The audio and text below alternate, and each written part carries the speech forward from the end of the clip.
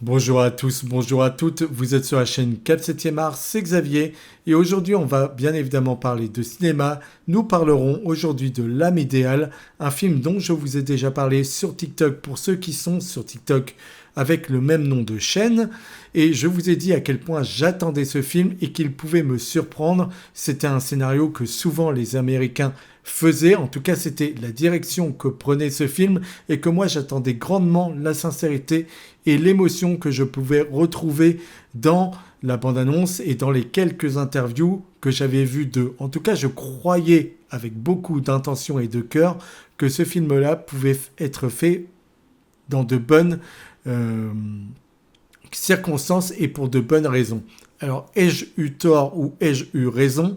Eh bien, je vais vous le dire tout de suite. En tout cas, je dois remercier mon ami Louis qui m'a payé cette place de cinéma et qui m'a offert ça comme cadeau de Noël. Je saurais te le rendre, mais merci infiniment. Alors, pour ce qui est de la séance, j'en ressors. Il n'y a même pas 2 heures de cela. Je suis sorti de la salle à 18 heures et je vous fais cette vidéo, il est 20 heures. Donc, vous voyez, j'ai encore les émotions qui sont toutes fraîches et je dois dire que il m'est rarement arrivé cette année de pleurer à larmes déployées au cinéma. Mais que ce soit pour rire ou pour dans le chagrin, dans le côté dramatique. Et ici, j'ai pleuré au moins 5 fois pendant cette projection, que ce soit pour, encore une fois, rire ou encore une fois être réellement ému. Et je trouve que ce film est réellement très bien foutu. Alors déjà, il faut parler de son casting parce qu'il est le cœur du film. On doit parler de Jonathan Cohen qui produit le film et qui a dit, en tant que producteur, avoir voulu donner l'argent pour que la réalisatrice puisse faire le film dont elle souhaitait. S'il fallait mettre les moyens dans une scène pour qu'elle soit réellement comme la réalisatrice le désirait, il fallait lui en donner les moyens, puisque si elle le voulait, c'est qu'il y avait de bonnes intentions derrière. Donc, en tant que producteur, il s'accomplit ici dans ce film et en tant que comédien aussi. Et à ses côtés, on a Magali Lépine-Blondeau, excusez-moi, et cette actrice, je vous en ai parlé pour le film Simple comme Sylvain, pour ceux qui me suivent encore une fois sur TikTok, et je vous ai dit à quel point ce film me plaisait énormément, un film de Monéa Chokri qui parle du plaisir et du désir des femmes réalisé par une femme. Je ne vais pas y arriver ce soir. Donc, une femme prend le contrôle d'une histoire pour raconter le désir féminin, le plaisir féminin, sans qu'il y ait un homme qui soit derrière pour le recréer. Non, les femmes prennent le pouvoir de ce film et nous expliquent comment elles voient les histoires d'amour, comment elles voient les sentiments, comment elles voient les plans cul, etc., etc., et la réalité de notre monde. Voilà. Et c'est pas toujours très beau à voir. En tout cas, c'était très drôle, c'est une comédie québécoise hilarante, mais qui est hyper bien foutue. Et Magali Lépine-Blondeau, dans ce film-là, elle crève l'écran. Elle crève l'écran par sa beauté, par son jeu, par sa justesse. Et oui, évidemment, on a du désir immédiatement pour cette femme, mais on lui trouve un charme immédiat et la caméra l'aime instantanément. Et ça, c'est assez rare pour le dire.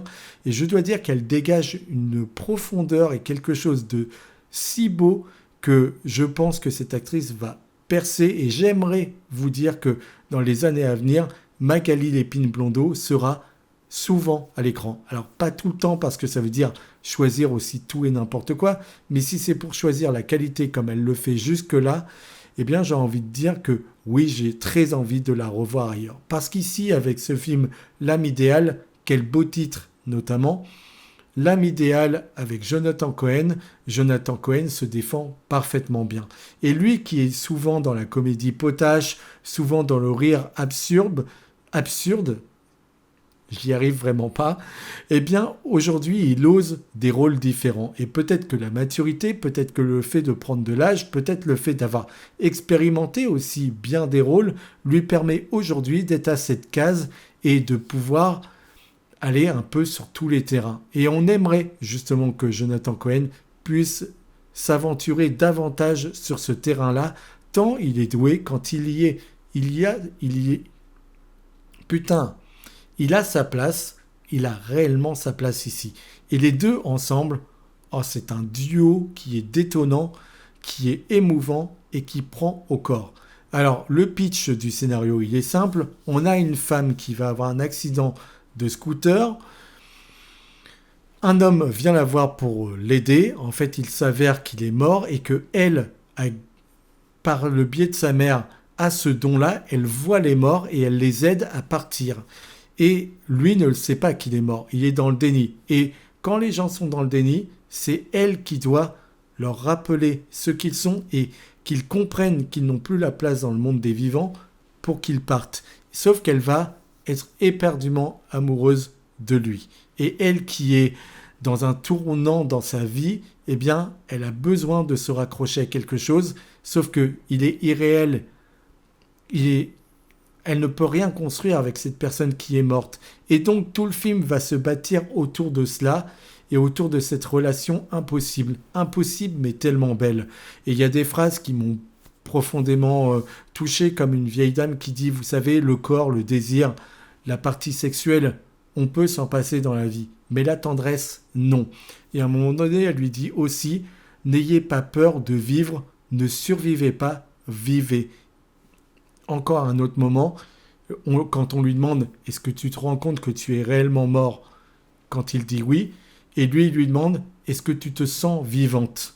Et ça, encore une fois, en termes d'impact, en termes de avoir sa place et réellement vivre, pas avec ce qu'on nous impose dans la vie, mais réellement trouver des joies par-ci, par-là, eh bien, ça a eu réellement beaucoup de sens pour moi et réellement beaucoup de cœur. Je dois dire que aussi, les cadrages, même si la réalisation n'est pas folle, je dois dire que les images sont très belles, que les plans sont bien trouvés et que quand on s'amuse avec cette histoire justement de fantômes, on pourrait s'en moquer. La comédie française fait souvent ça.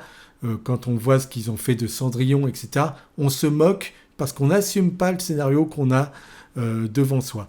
Ici, le fait qu'elle voit des fantômes et cette histoire d'amour, elle est prise au sérieux. Et le fait de prendre ce sujet à bras-le-corps au sérieux et avec beaucoup de sincérité fait qu'on rentre réellement dans cette histoire et qu'on est touché. Parce que même si l'histoire peut être bancale parce qu'on est le public français, un public très critique sur ce genre de scénario, c'est des scénarios américains, c'est des films américains, on pense à Ghost bien évidemment, je pense à un autre film de Night Shyamalan qui parle de fantôme, je ne peux pas le révéler sans que ça casse toute la magie du film si vous le découvrez un jour. Ces films-là sont américains et on rentre complètement dedans parce qu'ils osent le premier degré. Et on est très critique, nous, et on sait moins le faire. Ici, elle ose ce virage et elle ose y aller à fond. Et le fait qu'elle y aille avec toute sa sincérité, avec tous ses défauts aussi, eh bien, pour moi, ça en fait une œuvre touchante et je suis presque plus bouche bée et émerveillé par ce film que j'ai découvert, plus que par l'idée de découvrir Avatar dans quelques jours. Parce que là où Avatar est un blockbuster qui sera évidemment visuellement incroyable, mais qui a un cahier des charges qu'il doit respecter, donc je sais pas, tant de scènes d'action, de l'émotion là, etc., etc., des choses qui sont guindées, qui figent un récit, ça enlève de la liberté et ça enlève de l'émotion, ça enlève du cœur. Et moi, ce que je recherche par-dessus tout, même dans des œuvres qui peuvent être moins bonne, c'est le cœur que peut avoir ce genre de film. Et ici, on a laissé la liberté à cette réalisatrice d'écrire le scénario qu'elle souhaitait. Et elle a écrit ça premier degré. Et premier degré, on y croit du début à la fin. On est bouleversé, on rit beaucoup, comme je vous l'ai dit. Qu'on entre dans les voyages qu'elle nous propose. D'ailleurs, la toute première partie du film où elle s'occupe d'emmener les morts vers l'au-delà est très belle. Et ensuite, quand la romance arrive, eh bien, ça prend le pas. Et on est tout de suite avec eux parce que l'alchimie fonctionne à merveille. Et je dois dire que les costumes, alors c'est peut-être rien pour vous, mais certaines scènes ont une certaine chaleur et une certaine couleur. Et les costumes, etc., vont avec les choix de décors qui ont été amenés. Donc ça amène une réflexion, si vous voulez, sur quelle tenue mettre pour ce genre d'endroit, quelle tenue mettre pour ce personnage, qu'est-ce qu'elle est dans la vie de tous les jours, donc qu'est-ce qu'elle est dans la vie de tous les jours, donc qu'est-ce qu'elle porte dans la vie de tous les jours, etc., etc. Il y a une réflexion à faire pour capter un personnage, son identité et lui donner vie à l'écran. Et ici, tout est fait parfaitement et consciencieusement. Donc oui, moi j'ai été juste touché. Et comme je vous le dis, j'attends plus ce genre de film qu'Avatar parce que je vois toute l'intensité et toute la sincérité qui est mise. Je ne dis pas que James Cameron ne met pas de la sincérité dans ses œuvres, mais je vous ai dit, c'est tellement tout de même contrôlé que la vie a du mal à sortir de cela sur beaucoup de blockbusters. Et là, j'attaque Avatar, qui est peut-être l'un des rares à savoir produire de la magie derrière tout cela. Donc, c'est juste pour dire que les gros films m'intéressent moins que ce genre de petits films qui a beaucoup, beaucoup de cœur et qui s'en donne les moyens et qui va jusqu'au bout. Donc oui, on pourrait s'en moquer, oui, on pourrait trouver ça kitsch, mais ça ne l'est jamais. Et donc c'est pour ça que j'aime profondément ce film, mais cette année, vous ne pouvez pas dire qu'il n'y a pas eu du cinéma français intéressant. Vous ne pouvez pas dire, comme chaque année, que le cinéma français, il est dénigrant et ce ne sont que des comédies populaires. Oui, si vous regardez les grandes affiches et dans les métros, etc., ce qu'on nous propose, évidemment que c'est le cinéma populaire qui est mis en avant.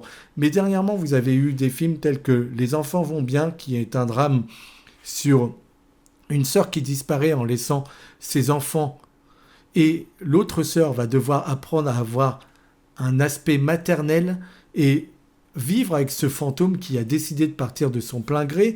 On a eu L'épreuve du feu qui était un film sur les premiers amours et qui était incroyable. J'en ai parlé sur YouTube. Il y avait la petite dernière, un film sur l'homosexualité de deux femmes, mais une femme qui vient de Cité. Et c'était Afsia Herzi, qui est une actrice incroyable, qui l'a réalisé et qui est très douée. On a eu Mektoub My Love qui nous parle toujours de féerie, de moments qu'on peut partager l'été, l'effervescence, etc., etc. Puis la réalité. On a eu Dossier 137 qui revenait sur les policiers, une enquête sur les policiers qui ont agi pendant les Gilets jaunes et on voit s'ils ont agi dans leurs droits ou non. Et c'était avec Léa Drucker, c'était très intéressant. Un film futuriste comme Chien 51 proposé par Cédric Jiménez était aussi à l'affiche. Et je vais regarder si j'en ai pas oublié.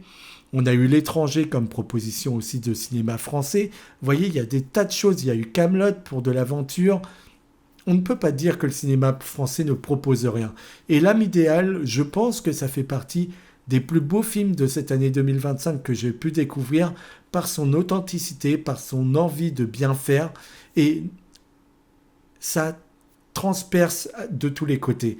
Et mon Dieu que Magali Lépine Blondeau est une actrice formidable et une femme à en crever. Je suis fou amoureux d'elle. Fou amoureux. Mais ça m'intéresse énormément, vu son jeu, vu sa palette, de voir ce qu'elle sera capable de faire dans les années à venir et de comment le cinéma français va l'accueillir. Ça, je suis très curieux. Du côté de Jonathan Cohen, eh bien, c'est une énorme surprise parce que lui ose un petit peu aller dans d'autres registres et ça lui va tellement bien. Donc oui, vous ne devez pas bouder ce genre de film. C'est une comédie, c'est une comédie dramatique qui va vous prendre aux tripes, qui ne vous laissera pas indemne. C'est un film qui veut s'aventurer vers des thématiques et vers des codes qui sont des codes américains, mais qui le fait avec toute son âme française tout de même. Et c'est quelque chose qu'on souligne, qu'on met en avant. On prend le temps d'amener le récit et on le fait correctement. Il y a des choix de cadrage qui m'ont profondément bouleversé, mais qui sont des codes connus pour les cinéastes et cinéphiles, comme le fait d'isoler un personnage dans sa solitude, ou encore de montrer l'alchimie naissante et l'amour naissant en resserrant justement les plans et en les étouffant presque. Il faut montrer le cœur battant. On a aussi l'intelligence de nous montrer à certains moments que Jonathan Cohen n'est pas réellement de ce monde, en l'isolant, en l'effaçant complètement, puisque quand elle se regarde dans le miroir à ses côtés, il n'est pas présent pour montrer qu'il n'est pas de ce monde. Il doit repartir d'où il vient. Et tout ça est fait avec beaucoup d'intelligence et beaucoup de cœur, ce qui fait et ce qui donne l'œuvre que vous voyez ici. J'ai envie de vous dire, si avec ça, ça ne vous convainc pas, photographie, mise en scène, on est au diapason avec ce film et on passe juste un bon moment. Qu'est-ce que vous voulez de plus ? Ça sort le 17 décembre en salle. Je l'ai découvert en avant-première, donc 3 jours plus tôt. Je ne peux que vous dire une chose. Ne loupez pas ce film. Ne loupez pas ce film parce qu'il vaut le coup. Merci d'avoir été au bout de la vidéo, de m'avoir écouté. Je vous envoie de la force. Affrontez l'hiver, affrontez le mauvais temps, justement pour vous retrouver devant un écran qui va vous éblouir et qui va vous émouvoir. Merci d'avoir été au bout de la vidéo. Vous vous abonnez, vous likez, vous commentez et on se retrouve très vite pour parler bien évidemment d'Avatar, Avatar qui sort ce mercredi et qui va atomiser le box-office. Je vous le dis, on en est certain. On s'abonne tout de suite. Merci à vous.